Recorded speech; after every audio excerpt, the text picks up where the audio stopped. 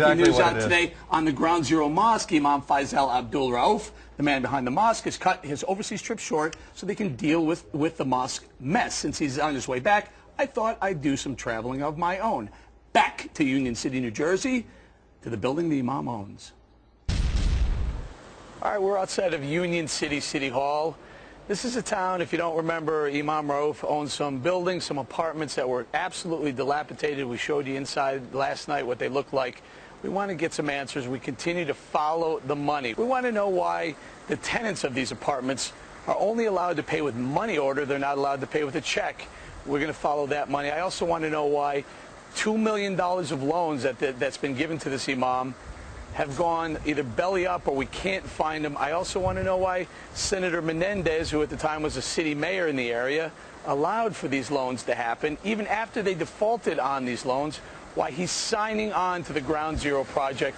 I hope, for the people we showed you last night's sake, the Imam shows up from his Middle Eastern tour where he's spending time in Bahrain, in the UAE, in Qatar.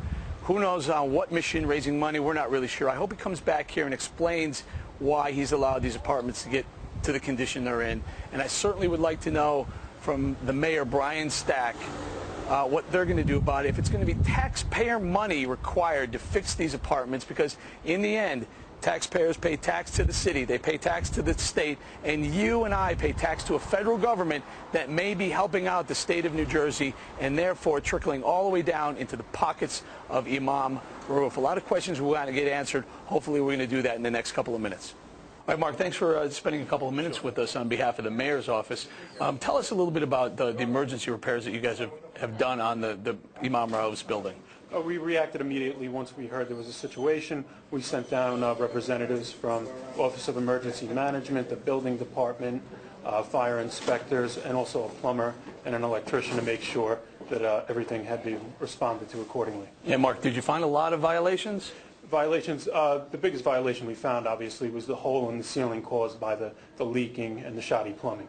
Anything else? I see you had an electrician out there as well. The electrician was there just to make sure that the plumbing had not interfered with the electricity of the building, make sure everyone was safe. All right, just tell us, Mark, what happens now with the cost of fixing all those problems? Who bears the brunt of that? Is that something that the Imam's going to get billed for? Or how do you do that? First and foremost, we just make sure the tenant doesn't incur any cost.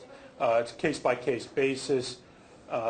We'll look at the circumstance and then decide if we actually have to hold the landlord accountable for those repairs. And what would you do in that case? You can impose a lien on the property. Okay, well, we were here yesterday. I want to see if anything changed. Come on and take a look. Sir, what happened? I see the hole still there. Told by the plumber is an elbow that was leaking from. I don't know what part of the apartment upstairs it was coming from. Could be the bathroom, could be kitchen sink, I'm not sure. Right. He came in and replaced it. It's ruining your floors, right? Oh, yeah, definitely. And the walls? Yeah, they said that it's going to take pictures today and then come back tomorrow to fix it. And who said that? The City Hall. Now, have you heard from the landlord at all? No. And again, this is a guy who will only take money orders for his rent? Yeah, from us, we only told that they take only money orders from us. And no checks? No checks. All right. Oh, so, Beau, I'm going to go to you first. A lot of questions surrounding this place. Like I said, we had the tenants there telling us the landlord wouldn't take a check. They were only interested in money orders. You're a detective. What does that tell you? That tells me that he doesn't want any kind of records of how much money he's making. Also, looking at this, what's he, an Armand?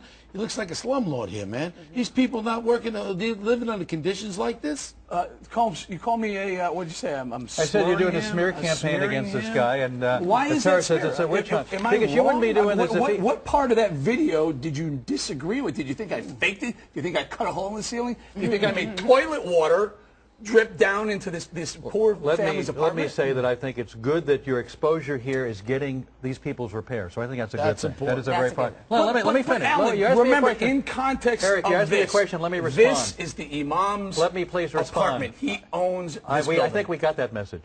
I'm not sure. Would you like me to respond? Go. My answer is that you would not be doing this if he were not constructing or involved with developing an Islamic center near Ground Zero, and this because you don't like that, and because this is an attempt to try to make the guy look as bad as possible. I'm not defending the guy being a slumlord, and I'm glad these repairs are taking place thanks to the work you're doing. Let me